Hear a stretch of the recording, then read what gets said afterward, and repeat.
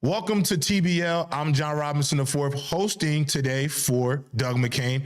And this week, we're going to be talking about the Cincinnati Bengals and really one of the biggest travesties they could have made this offseason. It has been recently reported that wide receiver T. Higgins will be getting a franchise tag this upcoming season. This is a receiver who is shown to be one of the 10 best in the National Football League, will be in a situation where he will not be allowed to go on the free market next season as a free agent. This is unfortunate because this situation has been very telling of the Bengals for plenty of seasons. This is a team that has been notoriously cheap, and it's ironic because for those who don't know, the Bengals have the 9th highest salary cap in the NFL, which means there is money to spend in Cincinnati. It's a matter of where are they spending it. And the realization is there's a reason why the Cincinnati Bengals haven't been worth anything when it comes to their ability to win championships, really since that one Super Bowl run with Joe Burrow under the helm in his second year with the Cincinnati Bengals.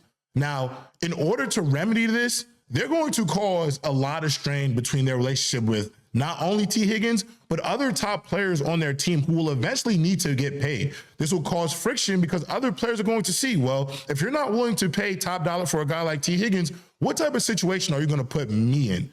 Now, T. Higgins, his 1 year on the franchise tag, it might work out depending on what that wide receiver market is, because it's obviously based in who the top 4 or 5 guys at the position are and what they're getting paid. However, this is a showing of bad faith for the Bengals and T. Higgins. This is a guy who is not only propelled an offense that has lacked an elite offensive line, he's been a bit overshadowed by Jamar Chase, despite him being one of the absolute best at his position.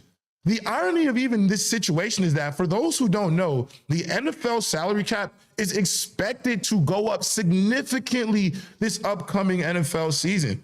So for the Bengals to not make a move in allowing themselves to put the financial resources, move the money around in order to pay T. Higgins, it's honestly a travesty, and they're not doing right by one of the best players to really come out of their franchise.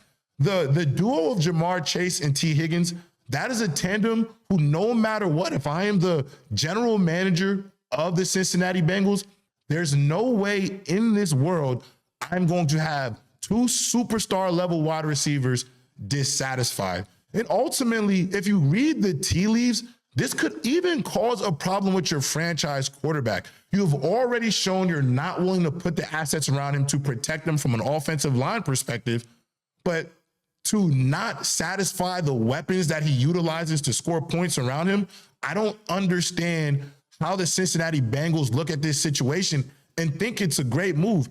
And the reality when it comes to the Cincinnati Bengals is, outside of Joe Burrow, who are they really paying? They decided not to pay Jamar Chase last year. Now there won't be a Brinks truck big enough in the world to pay him. And then you still can't pay T. Higgins. These are things that, being cheap, being frugal, when you're billionaire owners, it doesn't really make sense. And so T. Higgins being in this situation is truly disappointing because this is a player who has given his all to this franchise and deserves to be compensated for it.